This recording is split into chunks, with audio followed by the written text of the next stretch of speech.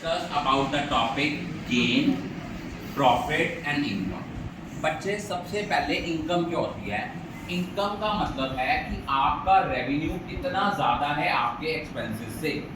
जब हम इनकम की बात करते हैं ना, तो इनकम में हम वो भी चीज़ें लेते हैं जो रेवेन्यू हमारा ऑपरेटिंग एक्टिविटीज़ के अलावा, बिजनेस की एक्टिविटीज़ के अलावा अगर हमें किसी और एक्टिविटी से कोई रेवेन्यू जनरेट हुआ है, वो भी हमारी इनकम में आता है। सपोज हमारा स्टेशनरी का काम है, हम स्टेशनरी के काम के साथ साथ कोई एसेट बेच रहे हैं और उससे रेवेन्यू जनरेट हो रहा है, वो भी हमारी इनकम में इंक्लूड होगा।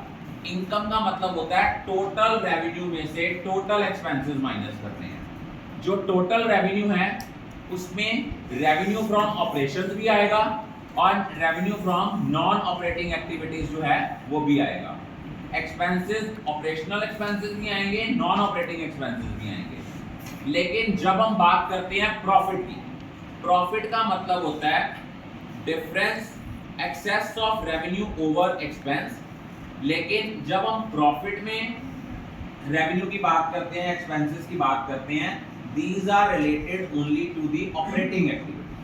और गेन होता है कि अगर हमें किसी नॉन ऑपरेटिंग एक्टिविटी से जो रेवेन्यू आया है वो ज्यादा है नॉन ऑपरेटिंग एक्सपेंसेस से, वो गेन है। फॉर एग्जांपल हमने कोई एसेट बेचा, एसेट बेचने पे जो हमें रेवेन्यू आया, सपोज जैसे आपको मैंने अभी क्वेश्चन कराऊंगा उसमें लिखा हुआ है कि mister Akshay sold his old typewriter for ₹3500 to his friend whose costing ₹3000।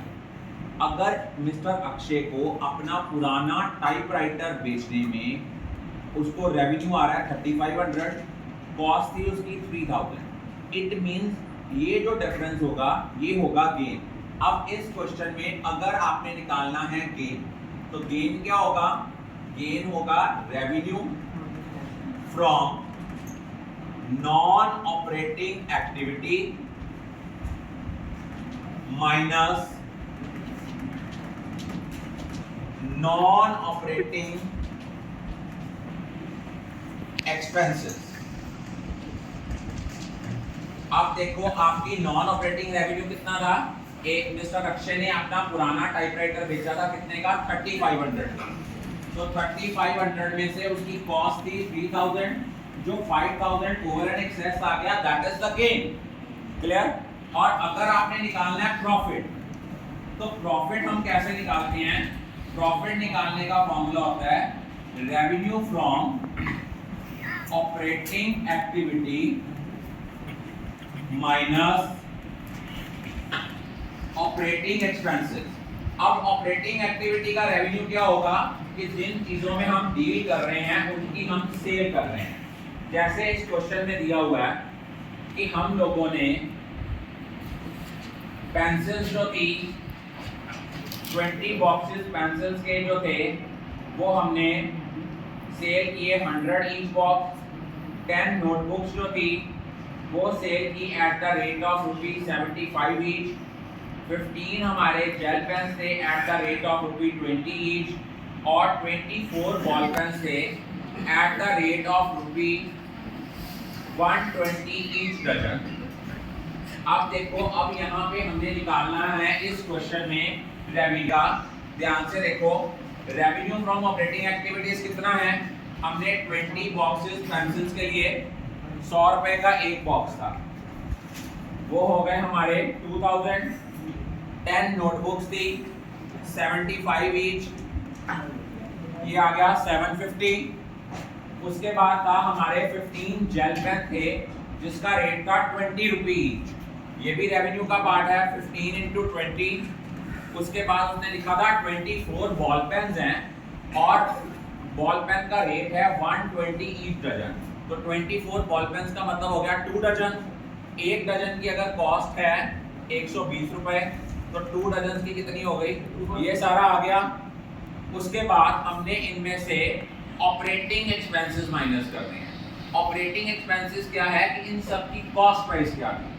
Suppose in सब की कॉस्ट प्राइस क्वेश्चन में आपको दी होती है कि ये सारी चीजें जो हैं वो हमने बाय की हैं फॉर ₹3000।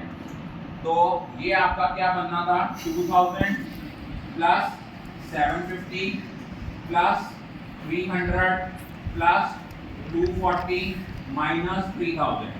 तो ये टोटल हमारा बन जाना था 3050 प्लस 240 3290 और हमने इसको खरीदा 3000 का। तो हमारा यहाँ पे जो प्रॉफिट आना था दैट विल बी 290। और अगर हमने इनकम निकालनी है तो इनकम निकालने का फॉर्मूला क्या होता है, प्रॉफिट प्लस गेन। प्रॉफिट और गेन इन दोनों को ऐड अप कर दो। प्रॉफिट कितना है 500, गेन है हमारा 290, तो टोटल हमारी इनकम जो आनी थी वो आनी थी 79। इस क्वेश्चन में एक चीज मिसिंग थी, जो स्टेटमेंट आपने करी है, आप वहां पे वो लाइन ऐड अप कर दो कि he purchased all the things for rupees 3000। he purchased all the goods for rupee 3000।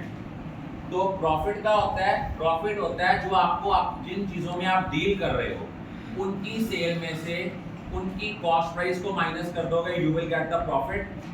Gain का मतलब होता है जो बिजनेस की ऑपरेटिंग एक्टिविटीज नहीं है, जो नॉन ऑपरेटिंग एक्टिविटीज हैं उनका रेवेन्यू में से नॉन ऑपरेटिंग एक्सपेंसेस माइनस करोगे, जो एक्सेस आएगा वो गेन है। और इनकम में क्या इंक्लूड होता है, प्रॉफिट भी इंक्लूड होता है एज वेल एज गेन भी इंक्लूड होता है। I think all of you are clear about it.